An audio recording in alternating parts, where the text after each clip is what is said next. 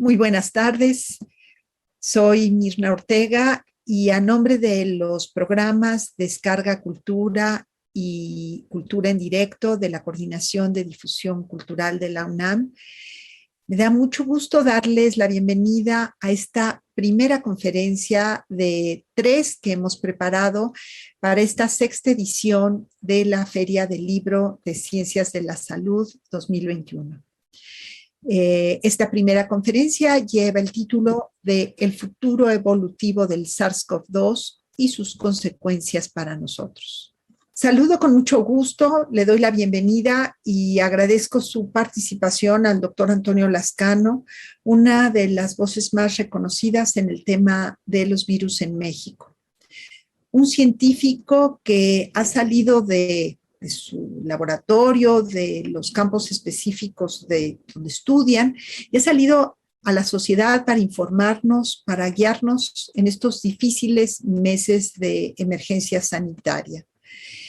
Meses que nos han lastimado tanto como humanidad. Hemos invitado a tan reconocido especialista que nos platique de este virus, del SARS-CoV-2, que nos cuente en qué se parece y en qué se distingue de otros, cómo se espera que evolucione, cómo debemos cuidarnos, protegernos de él, qué podemos esperar de las nuevas variantes que surgen y si algún día cercano podremos hablar en pasado de esta pandemia. El doctor Antonio Lascano es doctor en ciencias, se ha especializado en la evolución temprana y en el origen de la vida. Es autor de muchísimos trabajos de investigación, autor y coautor de un gran número de libros.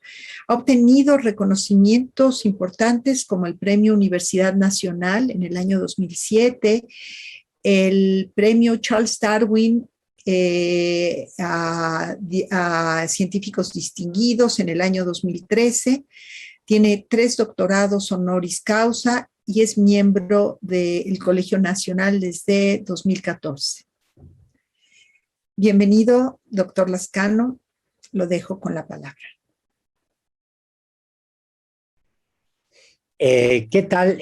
Lo que voy a tratar de hacer con ustedes el día de hoy es platicar algunas generalidades de los virus y sobre todo ver hasta qué punto puede uno ver con la rapidez con la que está evolucionando el SARS-CoV-2, que no es tan grande si comparamos con otros virus de RNA, si podemos más o menos hacer predicciones acertadas de hacia dónde va la evolución, si tenemos razón para preocuparnos y sobre todo si esta evolución, estos cambios va a tener consecuencias más graves de las que ya hemos visto para nosotros como individuos y como colectividad. Por eso la charla tiene como título El futuro, entre paréntesis, evolutivo del SARS-CoV-2 y abajo un poco más discretamente y las consecuencias que tiene para nosotros. Lo primero que quisiera decir es que los virus tienen una pésima reputación entre todo el mundo, entre científicos, entre el público en general, entre personas de distintas disciplinas y son entidades biológicas que en el nombre llevan el infortunio, porque de hecho la palabra virus en latín quiere decir veneno y si ustedes consultan, por ejemplo, el diccionario de la Real Academia de la Lengua Española, verán que efectivamente se refieren a ellos en términos de patógenos. El principio, las enfermedades contagiosas como inocular el virus rábico. Más aún, por ejemplo, si platica uno con inmunólogos, pueden ver ustedes la definición que Jean y Peter Medawar hicieron hace ya bastantes años, de que un virus es una pésima noticia envuelta en una capa de proteínas. Pero cuando uno examina en realidad las características de los virus desde una perspectiva biológica general, lo primero que salta a la vista es que la mayor parte de los virus no son patógenos. En segundo lugar, que hay virus en todos los reinos biológicos, pero rara vez pensamos, por ejemplo, en los virus que pueden infectar un champiñón o en los virus que pueden infectar una amiba. Y en tercer lugar, que los virus, a pesar de su tamaño y de su simplicidad, ni fueron los primeros seres vivos ni son primitivos, aunque algunos de ellos pueden ser extraordinariamente antiguos. La otra pregunta que es muy perturbadora, porque aparentemente no tiene una respuesta fácil, es la que la gente se hace una y otra vez con respecto a si los virus están vivos o no. Sabemos que los virus se replican, sabemos que mutan, y sabemos que evolucionan y podemos ver su evolución con el surgimiento de nuevos virus o la desaparición de algunos, por ejemplo, gracias a las vacunas, como en el caso del virus de la viruela. Pero estas propiedades, replicar, mutar y evolucionar, son propiedades que también están presentes en otros sistemas químicos no vivos. Es decir, para ser vivo no basta con replicarse con mutación y que esta replicación con mutación permita la evolución de un sistema viral, porque lo mismo podemos decir, por ejemplo, de moléculas de RNA que estamos haciendo evolucionar en el laboratorio sin ningún problema. La gente se pregunta si los virus son organismos o no. Y hay que decir que todos los organismos están igualmente vivos. Pensamos naturalmente en los animales como sistemas vivos. Nos cuesta un poco de trabajo pensar en que los champiñones o el brócoli también están vivos y las bacterias desde luego están tan vivas como puede estarlo un perro o una persona. Pero lo que es cierto es que no todas las entidades vivas son organismos. Y déjenme poner un ejemplo que es extraordinariamente familiar para los estudiantes de medicina, para los profesionales de la medicina. Por ejemplo, sabemos que órganos y tejidos como el corazón, como los riñones o como la sangre están vivas, pero no son organismos. Este es el secreto precisamente de los trasplantes. Yo puedo trasplantar un riñón porque el riñón está vivo y en sí mismo no es un organismo. Y aquí debo decir que puse una bolsa que tomé de la red de sangre A negativo porque es precisamente mi tipo de sangre y le tengo una cierta simpatía. El otro punto de vista que no hay que olvidar es que todos los organismos están igualmente vivos, pero no todas las entidades biológicas poseen el conjunto de propiedades que asociamos empíricamente con los sistemas vivientes. Yo puedo hacer una definición de una infracción, por ejemplo, darse la vuelta a la derecha en Insurgente Sur, o puedo definir perfectamente bien lo que es un círculo en matemáticas, pero en biología más bien lo que hacemos es un listado de las propiedades que caracterizan a los seres vivos. Y son propiedades que vamos descubriendo empíricamente. La definición de vida que tenemos ahora es distinta a la que se tenía hace 100 años cuando no se sospechaba, por ejemplo, el papel genético que juegan las moléculas del DNA. Lo que es cierto claramente es que por ejemplo, los virus, como el virus que están viendo aquí representado en la parte inferior, que es un virus del VIH, un esquema del virus del SIDA, no está vivo, pero tiene muchas propiedades biológicas que comparte con los organismos que estamos viendo acá arriba, como la composición química, como el poder multiplicarse y el poder evolucionar. De hecho, uno tiene ejemplos muy dramáticos de lo que es la evolución del virus del SIDA en esta gráfica que se publicó hace 20 años y que tiene probablemente unos 25 o 30 años y que en realidad refleja una experiencia muy trágica que se pudo observar. Cuando nació un bebé con una población de virus de VIH, el bebé nació en una época en la que no teníamos antirretrovirales disponibles, la madre estaba infectada y desafortunadamente el niño se contagió en el vientre materno, pero al cabo de 1 año, como ven ustedes más o menos, ya había aparecido una población distinta de VIH. Al cabo de más o menos 3 años habían surgido otra población diferente y esto ocurrió al cabo de 5 años cuando el bebé desafortunadamente murió, cuando el niño de 5 años murió. El promedio de vida en la época era realmente reducido, pero se dan ustedes cuenta que aquí estamos reconstruyendo la genealogía de las poblaciones virales. Aquí estamos reconstruyendo la historia evolutiva, la historia filogenética de esas poblaciones virales. Un virus de VIH, aunque no esté vivo, sin embargo, puede evolucionar sin ninguna dificultad.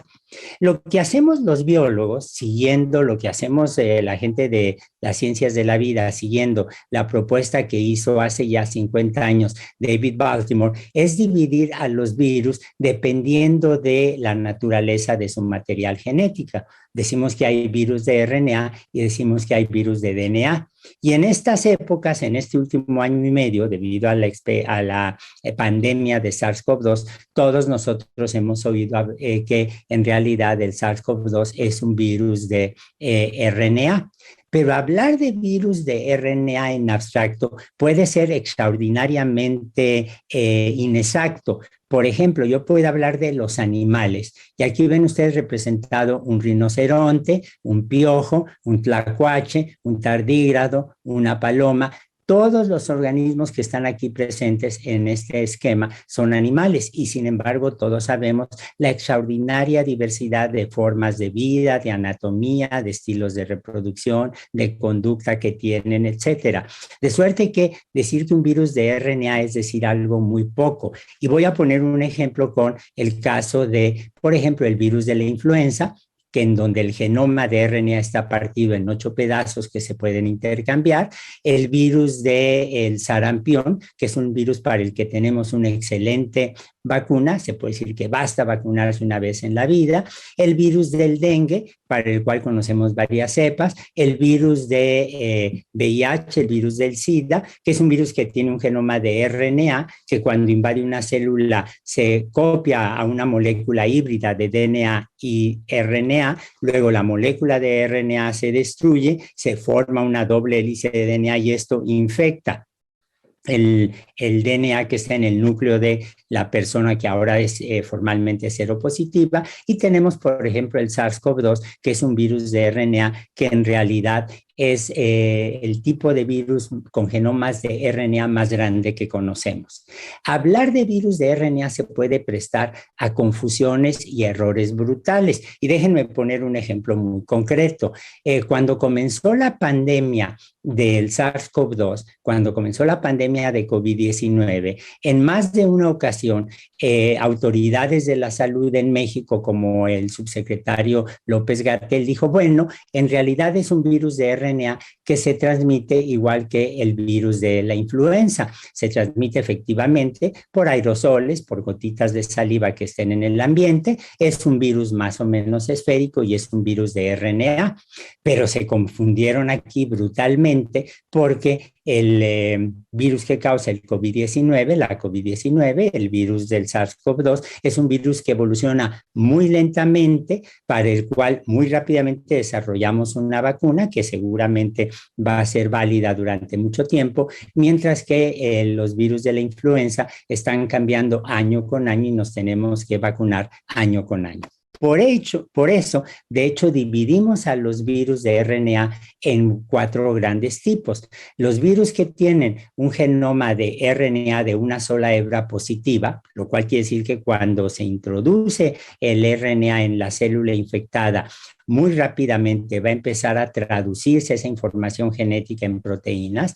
Tenemos virus de una sola hebra, pero negativa, que tienen que copiarse a una hebra de RNA positiva, y esta es la que ahora vuelve activo ese material, como ocurre con virus como los llamados arenavirus. Tenemos virus de doble hélice de RNA que suelen tener genomas muy pequeñitas, y tenemos retrovirus como el del VIH.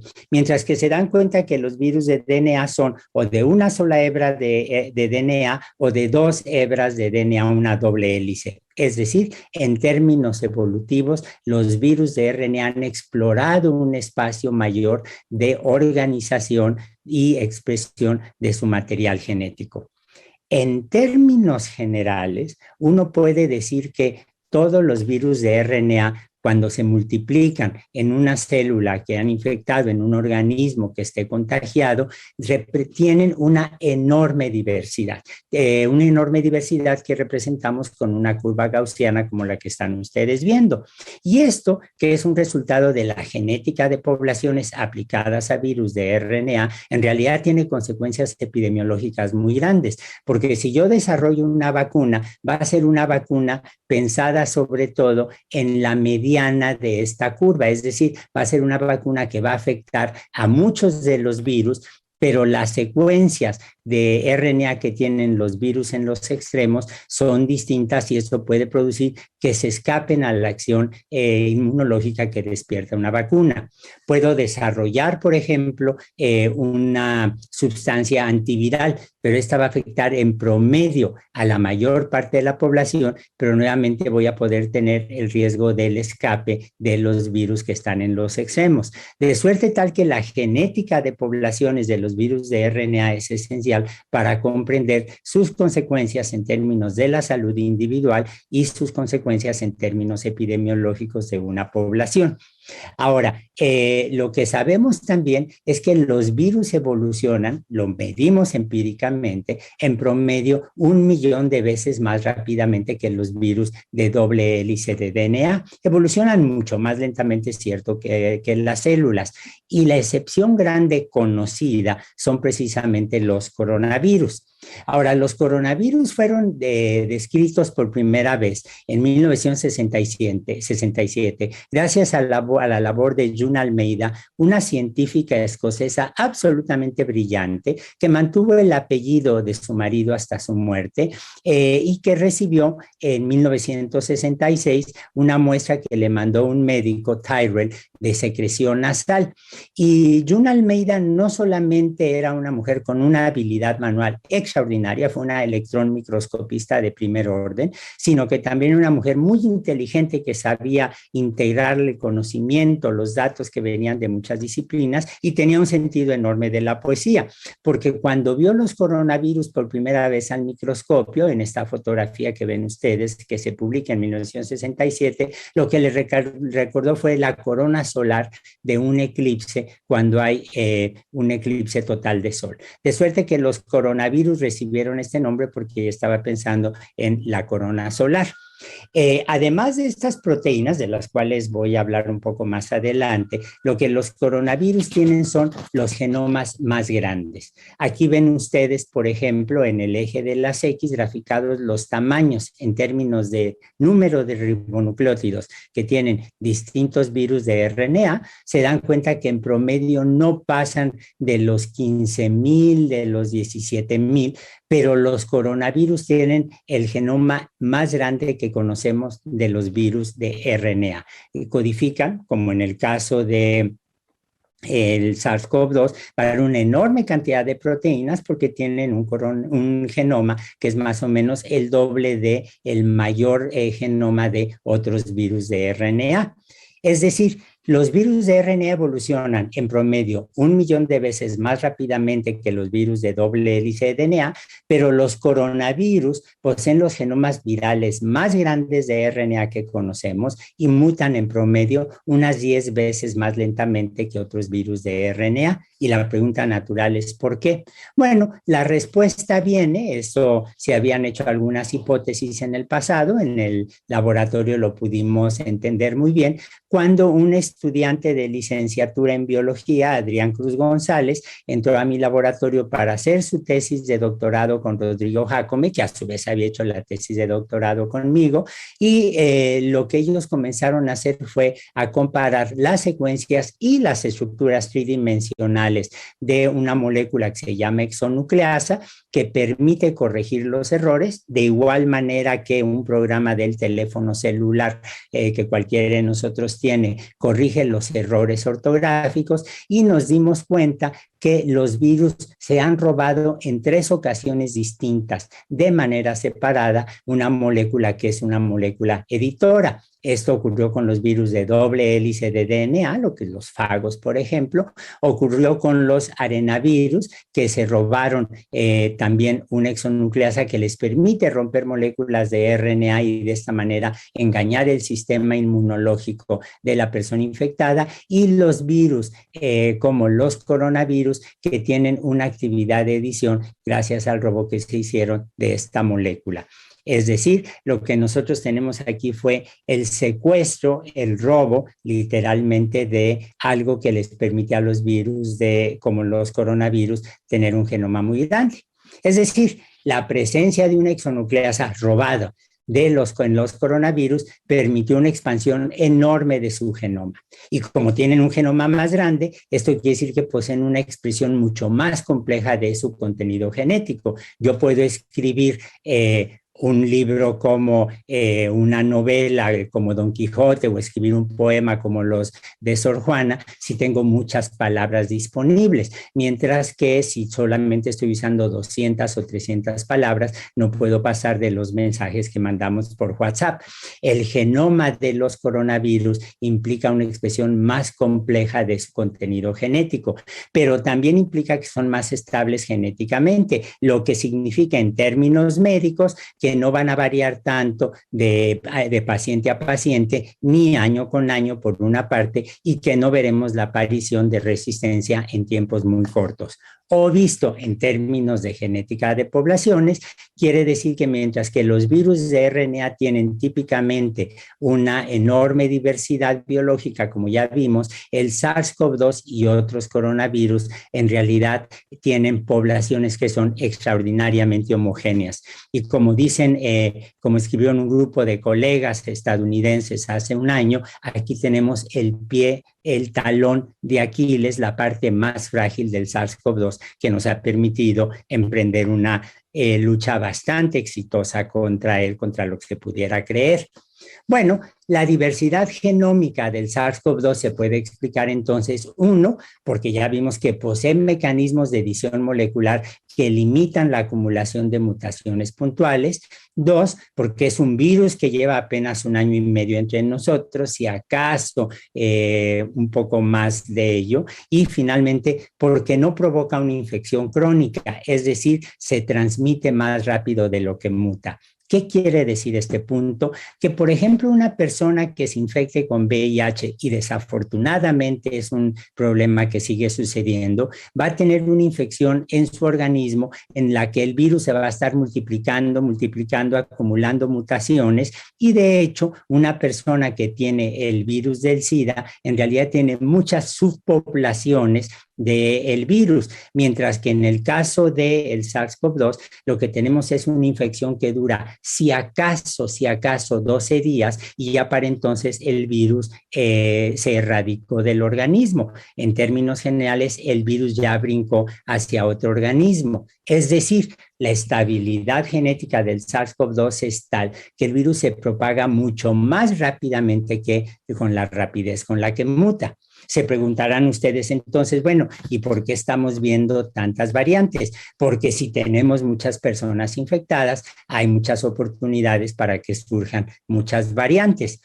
¿Y dónde es donde más vemos estas mutaciones? Lo hemos oído en la prensa, en los noticieros, en charlas, en las clases. En realidad, donde más mutaciones se acumulan es en la proteína Spike, la espícula, que es esta proteína de la cual hay unos 40 más o menos moléculas en cada partícula del SARS-CoV-2, que se acopla con el receptor AC2 que tienen las células humanas, o para cualquier fin práctico, prácticamente todas las células animales, y esta es la parte que está más expuesta a la acción de los sistemas inmunológicos de los animales, en este caso nosotros que estamos infectados.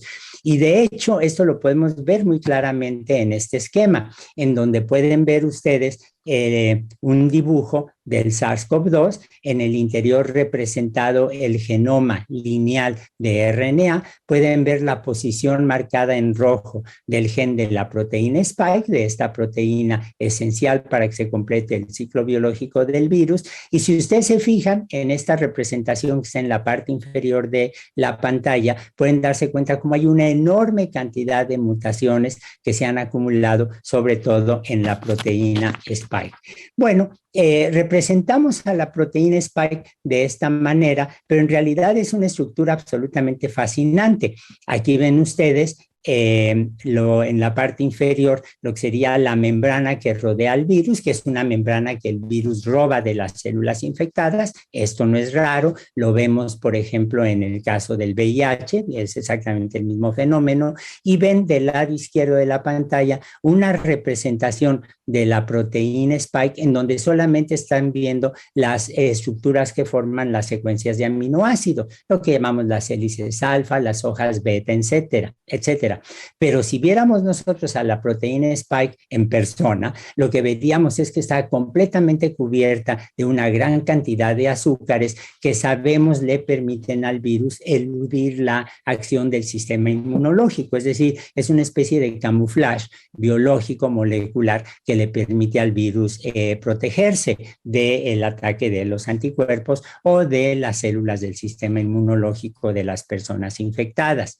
Pero vamos a fijarnos en la proteína sin los azúcares, y aquí ven ustedes una proteína Spike o una estructura Spike, que en realidad es un trímero. Está formada por una molécula de color naranja, una molécula de color fucsia, una molécula de color rojo, que están abrazadas entre sí, son todas idénticas, y ven aquí la posición marcada en el aminoácido 501 de una mutación que llamamos Nelly, por seguir una abreviatura convencional en biología, en donde pasó de un aminoácido, la asparagina, a otro aminoácido distinto que es la tirosina.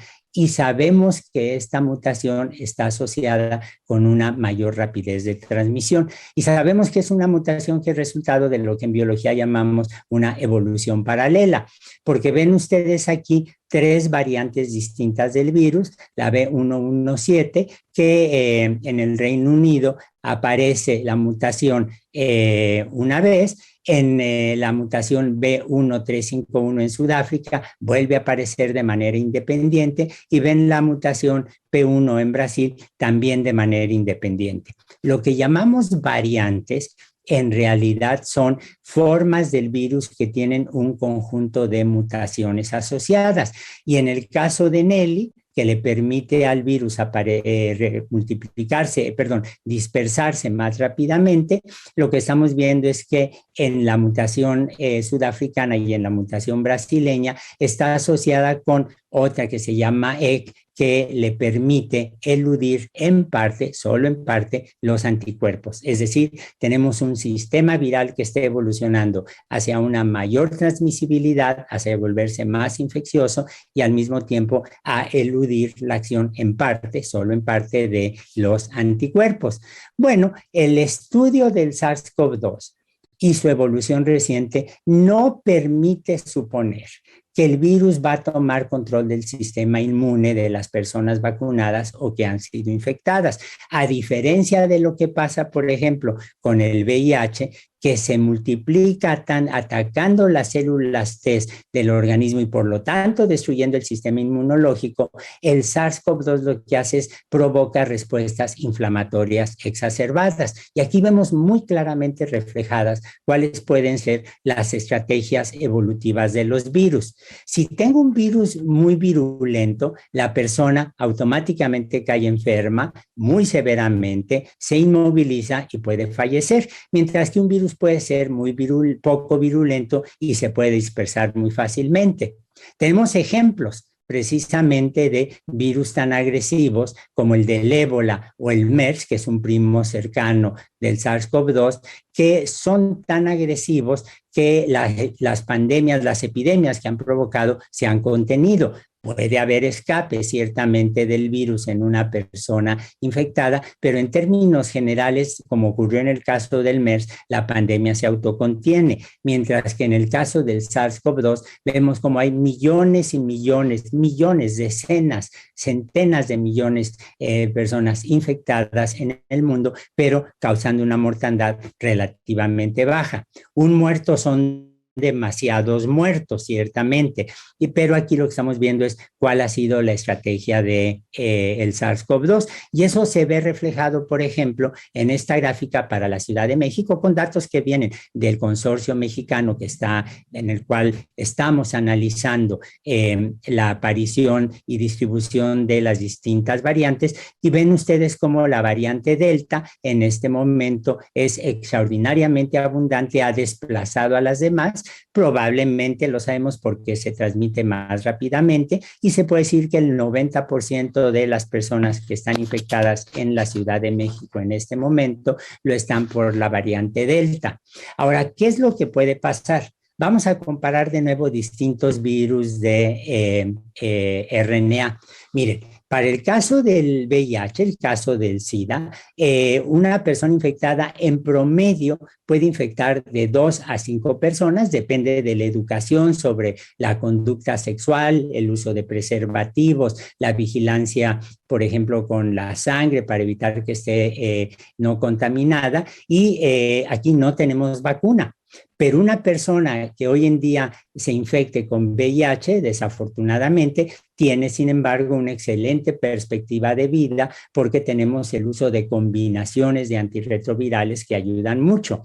El virus de la influenza es un virus que evoluciona muy rápidamente, como ya mencioné, porque está intercambiando estos trocitos del genoma. Se transmite con bastante rapidez, pero en promedio nos sirve una vacuna anual que generalmente se comienza a poner a aplicar en octubre o en noviembre, y esto nos da una protección contra la cepa que nos haya infectado. El virus del sarampión es un virus que se distribuye con una rapidez extraordinaria, es un virus extraordinariamente infeccioso, pero es una vacuna que requerimos solamente una vez en la vida. ¿Por qué? Porque las secuencias de aminoácidos de las proteínas de la parte exterior del virus del sarampión están tan conservadas que cualquier mutación las inhabilita y el virus entonces no se puede transmitir. El virus desarrolló simultáneamente la capacidad de transmitirse muy rápidamente, pero el resultado de la evolución es en realidad aquí una efectividad absolutamente extraordinaria, pero muy limitada. Y en el SARS-CoV-2 lo que tenemos estamos cambiando estos números desde luego, lo que tenemos es que se transmite más lentamente que el virus del sarampión, hasta donde sabemos, se transmite más o menos como el virus de la influenza, pero todo indica que las vacunas que tendrán que ser reforzadas probablemente anualmente, pero aquí lo fascinante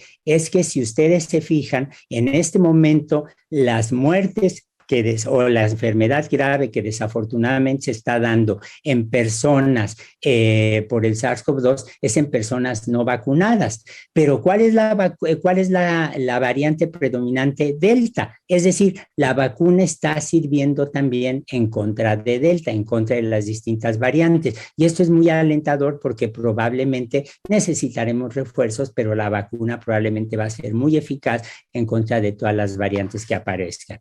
Bueno, todo indica, toda la genómica que sabemos, toda la genética de poblaciones de virus de RNA indica que gracias a la estabilidad genómica del SARS-CoV-2 no va a haber niveles altos de variabilidad viral en las personas infectadas. Es decir, a diferencia del VIH, donde tenemos subpoblaciones, subespecies es el nombre que le damos del VIH en una persona infectada y por lo tanto distintos medicamentos antirretrovirales que aplicar, en el caso del SARS-CoV-2 va a ser extraordinariamente similar toda la población que está infectando a una persona. Esto es importante porque cuando tengamos terapias antivirales, de las cuales carecemos, pueden ser homogéneas.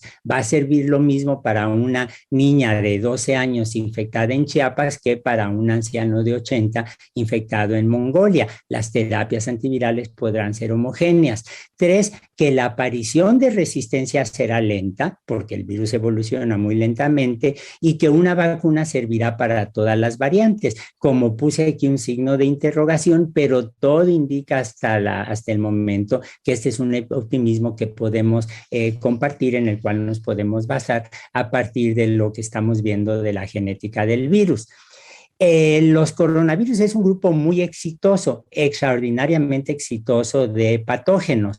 De hecho, conocemos ya bastantes variantes. Este es un árbol evolutivo de hace ya unos 10 años más o menos, y pueden ver ustedes cómo hay muchas formas de coronavirus que invaden distintos animales, pero están marcados en rojo aquí los que están invadiendo a los humanos. En esta época no se conocía el SARS-CoV-2, solo el SARS-CoV que apareció también en países orientales. Bueno, lo que estamos viendo aquí es simplemente el que los virus se van a estar multiplicando, van a estarse diversificando, y como ocurre con otros coronavirus que nos infectan anualmente, como el HCOV o C43 o el HCOV HKU1, que nos pueden provocar gripas una vez al año, gripas que pueden ser severas si no nos cuidamos, pero que no son mortales. Muy probablemente se va a hacer el camino evolutivo del SARS-CoV-2 en este momento, pero eso no significa que bajemos la guardia, porque conocemos 7 tipos de coronavirus que infectan humanos, pero el potencial zoonótico que tienen es enorme. En los últimos 20 años hemos atestiguado cómo han surgido 3 de estos coronavirus, de un grupo que llamamos beta coronavirus y de un subgrupo que se llama, dentro de los beta coronavirus, los arbecovirus, que tienen un potencial patogénico muy elevado, el SARS-CoV, el MERS y el SARS-CoV-2, lo cual significa que aunque desarrollemos campañas intensas de vacunación y tengamos antivirales, vamos a tener que estar haciendo una vigilancia epidemiológica constante para garantizar que si vuelve a aparecer otro coronavirus que brinque de una especie animal a otra, es decir, de un vector animal o de un animal infectado hacia los humanos, podamos entonces reaccionar con mucha rapidez. ¿Por qué brincan los virus de una especie a otra? ¿Por qué se da este cambio? Bueno, miren, hace 150 años se publicó un libro extraordinario de Charles Darwin, El origen del hombre. Darwin era un estudiante fallido de medicina, pero lo poco que aprendió en medicina, porque no le interesó mucho la carrera, siempre lo tuvo presente. Y él escribe en su libro: es sabido por todos que el hombre está construido sobre el mismo tipo general o modelo que los demás mamíferos. Todos los huesos de su esqueleto son comparables a los huesos correspondientes de un mono, de un murciélago, fíjense qué perspectiva, o de una foca. Lo mismo se puede afirmar de sus músculos, nervios, vasos sanguíneos y vísceras internas. El hombre puede adquirir de los animales inferiores o comunicarles a su vez enfermedades tales como la rabia, las viruelas, etcétera, hecho que prueba la gran similitud de sus tejidos, tanto en su composición como en su estructura elemental, con mucha más evidencia que la comparación hecha con el auxilio del microscopio o del más minucioso análisis químico. La herencia de la teoría de la evolución que nos dejó Darwin, el desarrollo tan extraordinario de las ciencias de la vida y el disponer ahora de computadoras más eficientes y más baratas, todo ello combinado nos permite entender la biología del SARS-CoV-2 y darnos cuenta que tenemos muchos elementos para poder controlar en la medida de lo posible una enfermedad que ya ha provocado demasiados muertos. Muchas gracias.